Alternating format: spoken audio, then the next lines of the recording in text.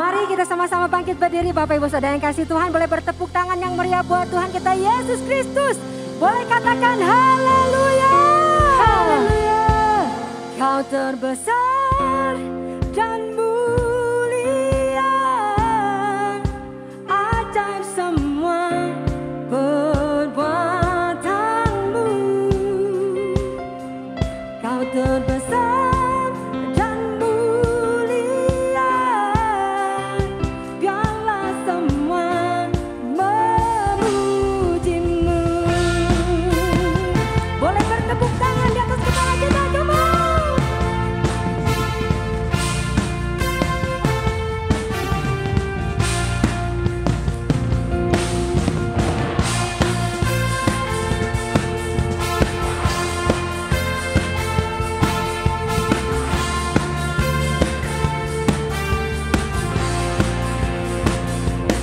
Segenap hati aku memuji, segenap jiwa aku bernyanyi, karena Roh-Mu ada dalamku, Tuhan. Ku angkat tanganku memuji, ku angkat suara dan bernyanyi, karena Roh-Mu ada dalamku, Tuhan. Mari menyanyi memuji, ungkapkan sukacita di hati. Kau terbesar dan mulia, ajaib semua perbuatanmu. Kau terbesar dan mulia, biarlah semua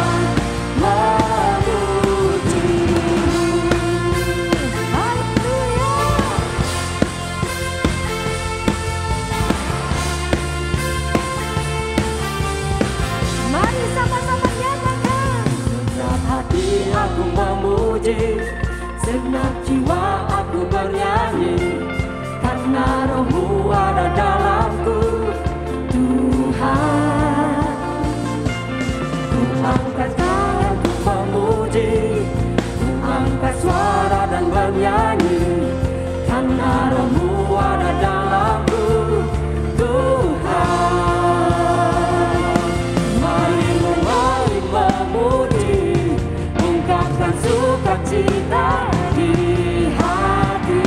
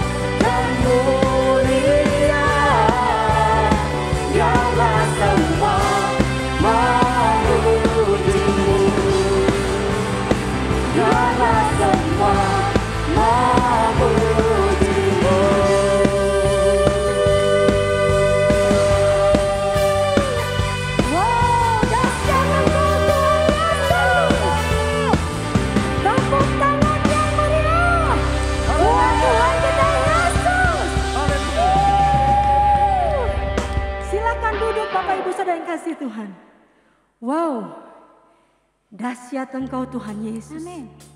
Kau menjadikan kami manusia yang baru, yang penuh dengan kemuliaan. Terima kasih Tuhan Yesus.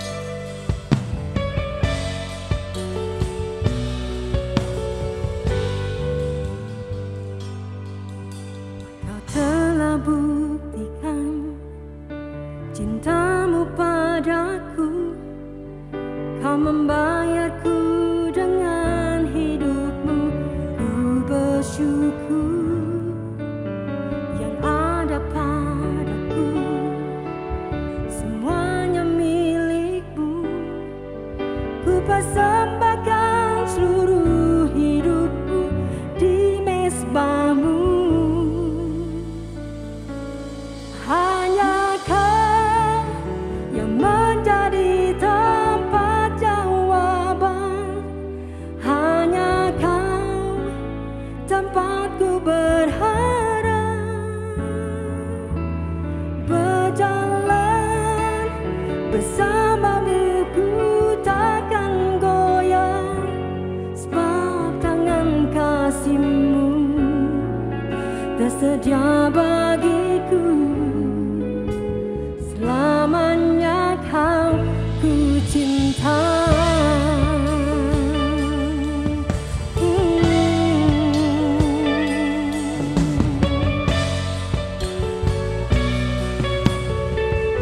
Kita akan nyatakan, Kau telah buktikan cintamu padaku. Kau membayarku dengan hidupmu. Ku bersyukur yang ada padaku. Semuanya milikmu. Ku persembahkan seluruh hidupku di mezbahmu. Hanya Kau yang menjadi tempat jawaban. Hanya Kau tempatku berharap. Berjalan bersamamu ku takkan goyah. Sebab tangan kasih-Mu tersedia bagiku. Selamanya Kau ku cinta. Hanya Kau yang menjadi tempat jawaban. Hanya Kau tempatku berharap. Berjalan bersamamu ku takkan goyah. Sebab tangan kasih-Mu tersedia bagiku. Selamanya Kau ku cinta. Oh Yesus, Kaulah segalanya bagi kami sampai selama-lamanya. Hari menyesatku hati Tuhan, bekerjalah dengan dahsyat. Oh hanya Tuhan, hanya Kau yang menjadi tempat jawaban. Hanya Kau tempatku berharap. Berjalan bersamamu ku takkan goyah. Sebab tangan kasih-Mu tersedia bagiku. Selamanya Kau ku cinta.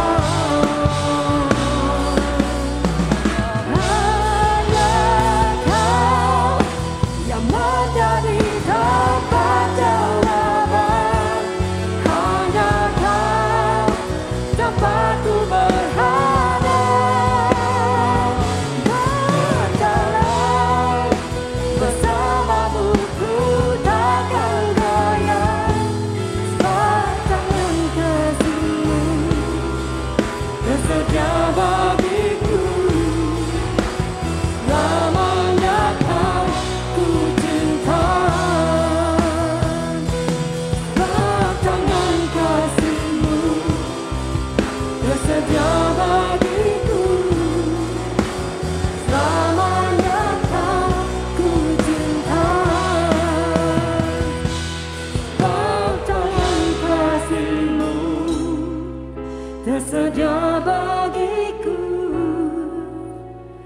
selamanya ku cinta. Berikan tepuk tangan yang meriah buat Tuhan kita Yesus Kristus. Mari sembah Dia saat ini. Oh mari hadirkan Dia. Ini saja kami. Kami mau bawa hati kami, mulut kami persembahkan untuk Tuhan. Nanti saja kami Tuhan Yesus, jadikan kami jadikan kami berhanda sampai selamanya. Kaya mari sembah Dia, ucapkan syukur kita jadi alasnya yang luar biasa.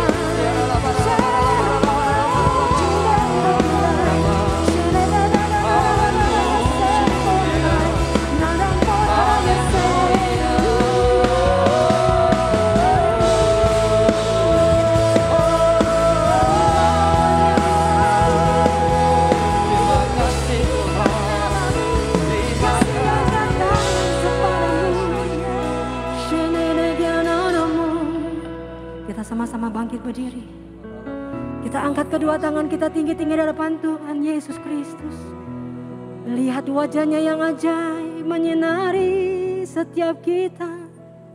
Kami percaya Tuhan Yesus, Kau menjamah setiap kami. Apapun keadaan kami, tak menjauhkan kami dari kasih-Mu. Mari sembah, nyatakan ucapan syukur, nyatakan terima kasih karena Dia telah memilih setiap kita. Ku telah mati dan tinggalkan cara hidupku yang lama. Semuanya sia-sia dan tak berarti lagi. Hidup ini ku letakkan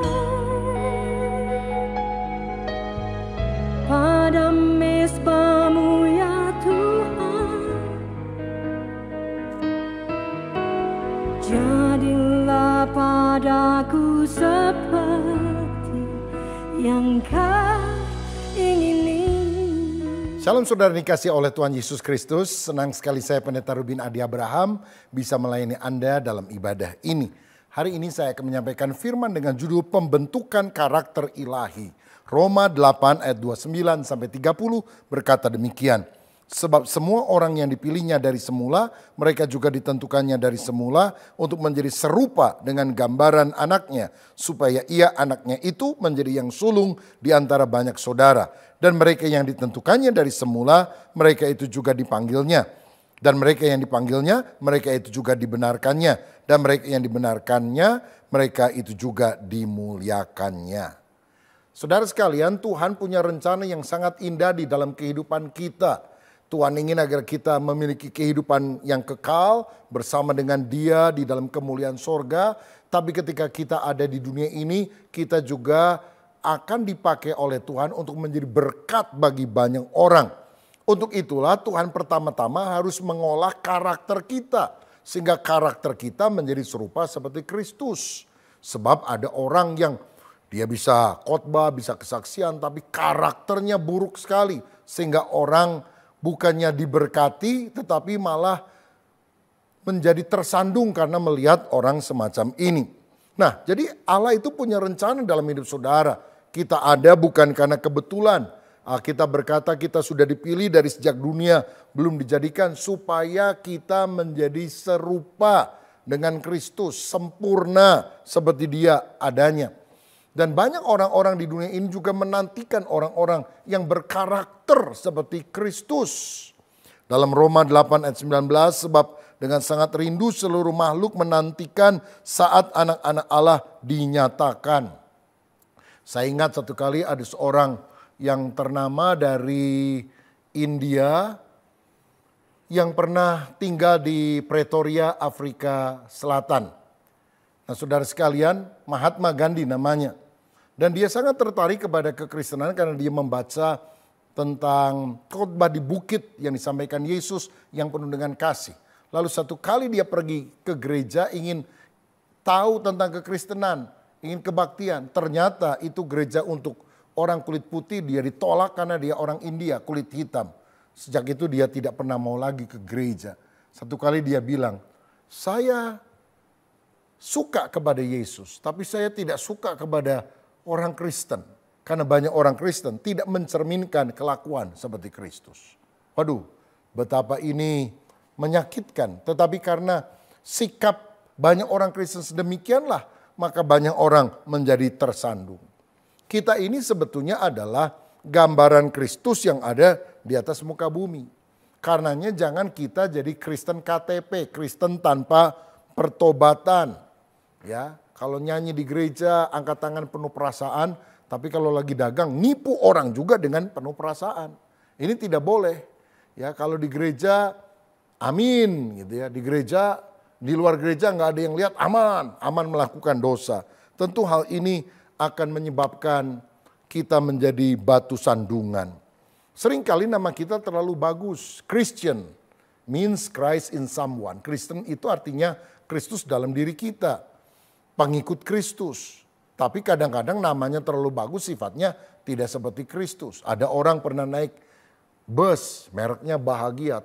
Ternyata di perjalanan bannya kempes 2 kali saudara-saudara. Sehingga dia terpaksa pindah ke bus yang lain. Lalu dia naik bus yang lain yang lewat mereknya Harum, begitu masuk baunya minta ampun. Nah, kadang-kadang nama kita terlalu bagus Kristen, tapi apakah sifat kita mencerminkan kehidupan Kristus? Dalam 1 Korintus pasal 3, Paulus pernah menegur jemaat Korintus. Jemaat ini adalah jemaat yang penuh dengan karunia-karunia roh. Ada karunia nubuat, ada karunia bahasa roh dan sebagainya. Tetapi kenapa dicela oleh Paulus? Mereka tidak menunjukkan buah roh, karakter yang indah. Dalam Matius 7 ayat 20 Alkitab berkata, dari buahnya lah kamu akan mengenal mereka. Karena pada hari-hari terakhir banyak orang berkata, Tuhan, Tuhan, aku sudah bernubuat demi namamu, menyembuhkan orang sakit, mengusir setan.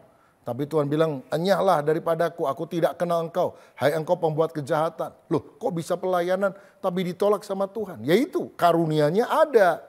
Kelihatannya pelayanan dipakai Tuhan, tapi karakternya tidak berkenan kepada Tuhan. Nah saudara, Tuhan mau agar kita sungguh-sungguh memiliki karakter ilahi. Berarti kita tidak boleh mengukur kerohanian seseorang dari karunianya. Kalau orang nyanyinya bagus, pasti dia rohani. Kalau dia bisa kesaksian bagus, bisa khotbah bagus, pasti dia rohani. Belum tentu. Dari buahnya, dari karakternya. Apakah dia punya kasih, sukacita, damai sejahtera, kesabaran, kemurahan, kebaikan, kesetiaan, kelemah lembutan, dan penguasaan diri. Saudara, menurut saudara siapa orang di dalam Alkitab, tentu selain Yesus, yang karunianya paling hebat? Paulus? Petrus? Musa? Menurut saya bukan. Tokoh yang dicatat Alkitab yang karunianya paling hebat adalah Lucifer. Loh, kenapa dia? Dia pemimpin para malaikat di sorga. Dia pemimpin paduan suara sorga. Hikmatnya luar biasa. Kepemimpinannya dahsyat. Tapi karena dia tidak punya karakter ilahi, sombong, dia menjadi iblis, musuh Allah yang paling utama. Karena itulah saudara sekalian, kita harus mengizinkan Tuhan membentuk karakter kita.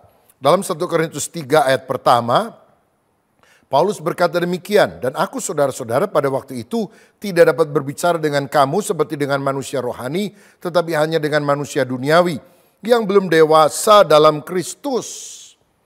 Saudara, Paulus menegur jemaat Korintus yang penuh karunia tetapi karakternya jeblok itu sebagai orang yang belum dewasa dalam Kristus. Kata Yunani yang dipakai adalah sarkinoi. Kalau dengar kata ini saya jadi ingat film boneka zaman dulu, si Unyil yang kecil. Si Unyil punya adik namanya si Kinoi, saudara. Jadi waktu disebut sarkinoi saya ingat, wah ini rupanya Paulus sedang menegur Kristen bonsai, Kristen bayi rohani abadi yang tidak tumbuh di dalam Tuhan, yang karakternya tidak terbentuk. Buktinya apa? Ayat 3 dan 4 dikatakan mereka masih ada hidup dalam perselisihan, iri hati, ada kelompok-kelompok, ada klik, saya golongan Paulus, saya golongan Apolos. Padahal semuanya itu kan hamba-hamba Tuhan, bukan kultus individu yang harus kita lakukan. Tapi mari kita bersatu. Jangan gara-gara masalah sepele, gampang tersinggung. Ada orang loh saudara, kalau lagi di gereja lupa disalami oleh pendeta ngambek. Satu kali ada pendeta mendoakan orang yang anaknya mau diserahkan.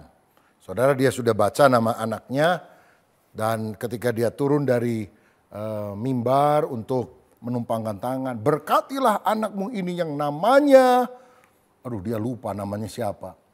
Oh Tuhan berkatilah anak ini yang bernama, lupa karena lupa papahnya si anak ini ngomong di roknya.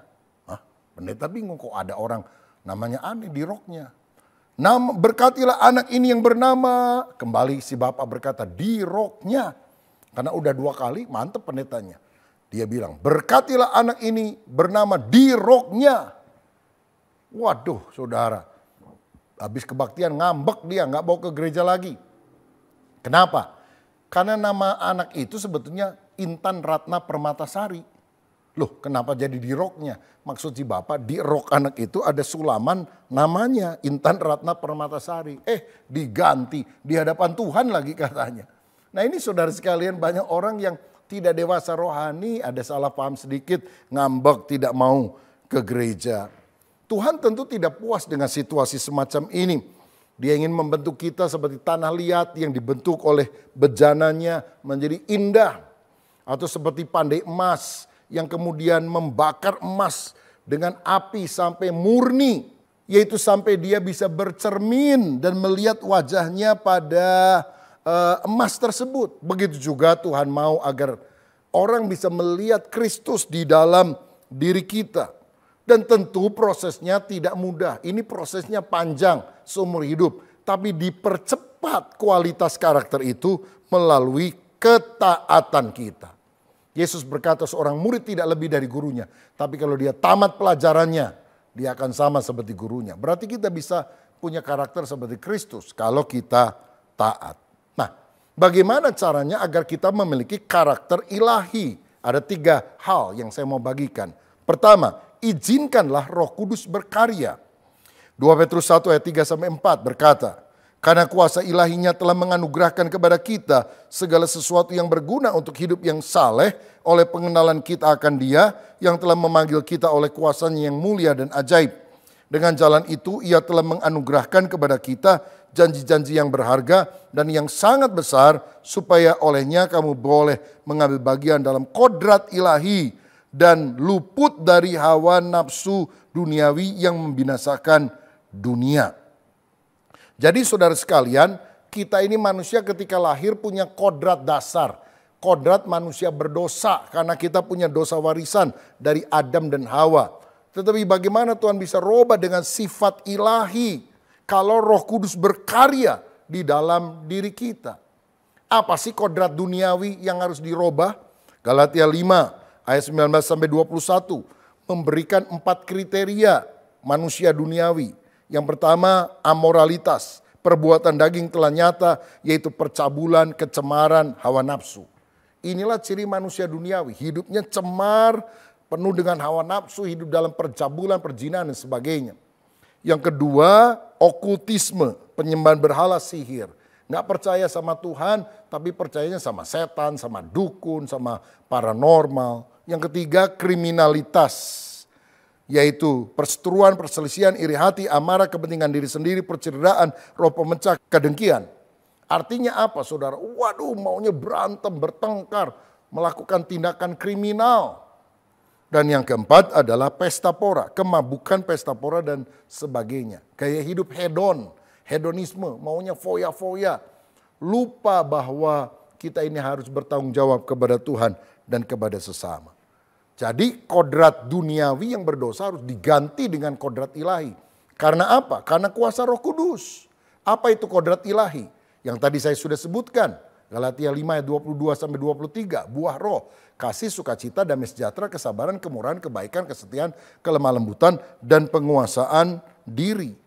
Nah, kita harus tahu karya Roh Kudus itu terdiri dari dua hal yang utama dalam hidup kita. Pertama, Roh Kudus itu melahirbarukan kita. Sehingga kita menjadi ciptaan yang baru di dalam Kristus. Yang lama sudah berlalu, sesungguhnya yang baru sudah datang. Bukan karena amal perbuatan kita supaya menjadi lebih baik. Tapi dirubah 180 derajat ketika kita percaya kepada Yesus. Seperti Saulus penganiaya orang Kristen, ketika ketemu Yesus langsung berbalik 180 derajat. Jadi murid Yesus, malah jadi rasul. Orang yang diutus untuk memberitakan Injil.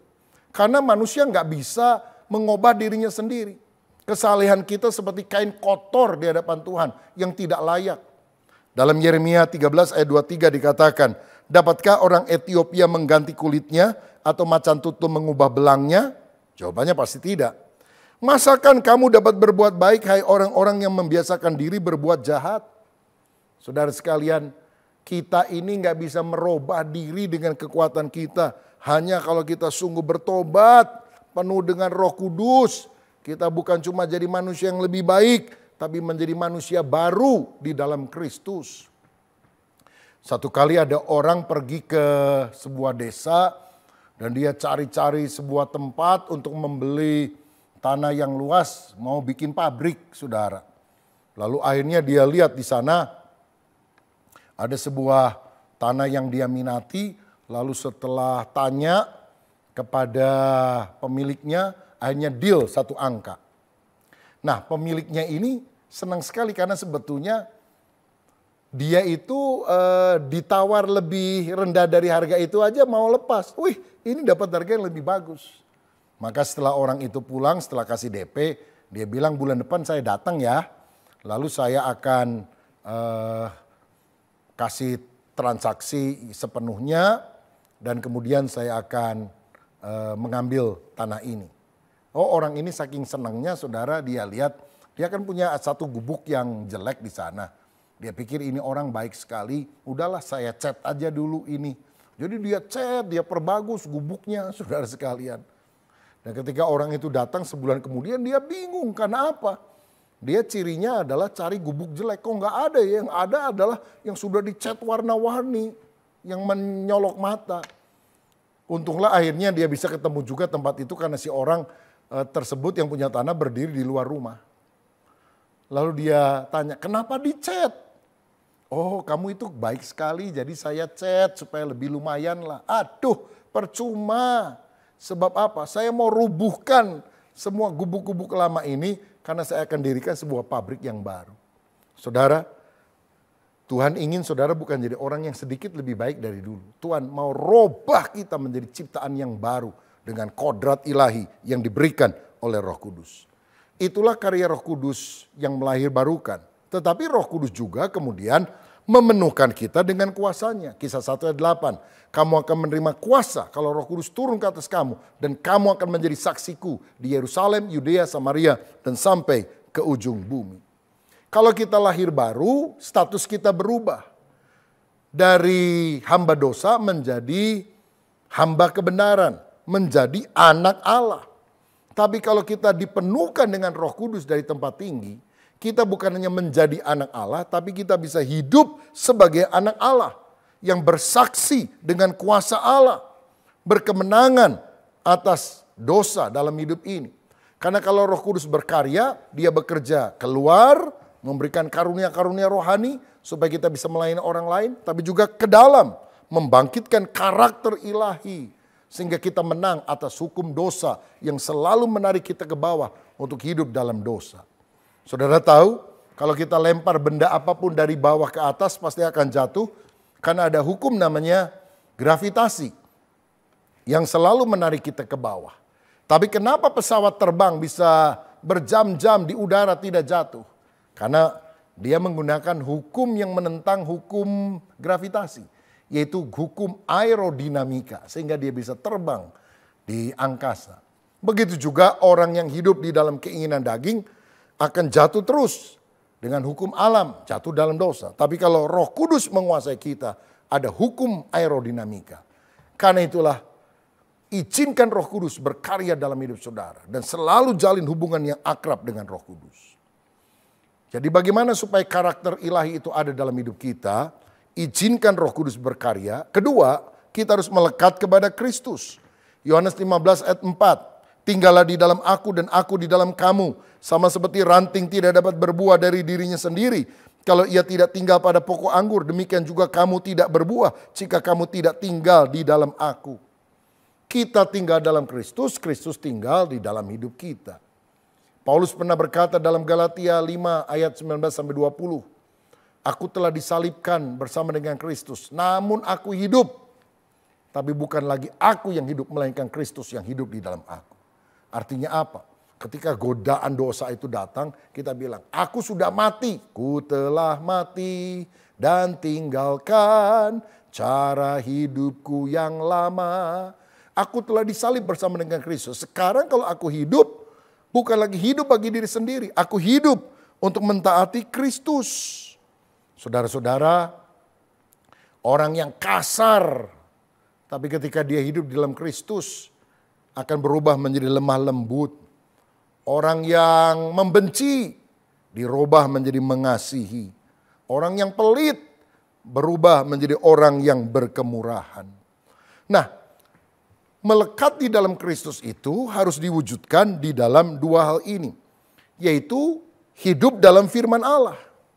Karena firman itu yang akan menyucikan kita. Kristus adalah firman yang hidup. Alkitab adalah firman yang tertulis. Sehingga keduanya tidak bisa dipisahkan. Mazmur 119 ayat 9 berkata, dengan apakah seorang muda mempertahankan kelakuannya bersih dengan menjaganya sesuai dengan firman-Mu. Kalau kita hidup mau bersih harus jaga dengan firman. Saudara sekalian, hati kita kotor, pikiran kita najis. Tapi kalau tiap hari kita baca firman, pikiran kita dikuasai firman, hati kita dikuasai firman, maka perkara-perkara ilahi yang indah akan muncul dalam hidup kita. Melekat kepada Kristus juga berarti kita harus hidup di dalam doa. Ada relationship, persekutuan, bergaul akrab dengan Tuhan. Sehingga kita dekat dengan dia. Orang yang baca firman tahu target. Tapi dia nggak punya roket untuk mencapai target itu. Nah kalau kita berdoa, Roh Kudus akan memberikan kemampuan untuk kita bukan cuma tahu target hidup benar, tapi punya roket untuk mencapai hal tersebut. Dan yang terakhir, yang ketiga, bagaimana supaya kita bisa memiliki karakter ilahi, maka kita harus mempersembahkan tubuh kepada Allah. Roma 12 ayat 1 dan 2. Karena itu saudara-saudara, demi kemurahan Allah, aku menasihatkan kamu supaya kamu mempersembahkan tubuhmu sebagai persembahan yang hidup, yang kudus, dan yang berkenan kepada Allah. Itu adalah ibadahmu yang sejati. Janganlah kamu menjadi serupa dengan dunia ini, tetapi berubahlah oleh pembaruan budimu sehingga kamu dapat membedakan manakah kehendak Allah, apa yang baik, yang berkenan kepada Allah, dan yang sempurna. Saudara, jangan serupa seperti dunia, tapi berubahlah. Kata berubahlah dipakai kata metamorfoo. Dari kata itu muncul istilah metamorfosa. Berubahnya seekor ulat jadi kepompong, jadi kupu-kupu. Saudara, hidup kita kalau kita tidak mau dibentuk oleh Tuhan menjijikkan kayak ulat. Tapi kalau kita mau dierami seperti kepompong, kita akan muncul seperti kupu-kupu yang bulunya indah dan disukai oleh banyak anak, banyak orang karena menarik untuk dipandang. Nah karena itu Tuhan mau proses karakter kita juga jelek seperti ulat. Tapi kalau kita mau terus hidup di dalam Tuhan, mempersembahkan tubuh kita, maka kita akan hidup untuk kemuliaan nama Tuhan. Persembahkanlah tubuhmu, artinya apa? Bukan tangan dipotong lalu dikasih sebagai persembahan. Tetapi semua seantero hidup kita, kita tujukan untuk kemuliaan nama Tuhan. Misalnya, pikiran kita memikirkan Tuhan, firman-Nya, pekerjaannya. Jangan mikirin yang jorok, pikiran yang jahat. Itu akan merugikan kehidupan kita. Saudara-saudara, semua yang benar, semua yang suci, semua yang manis, semua yang disebut kebajikan patut dipuji, kita harus memikirkan semuanya itu.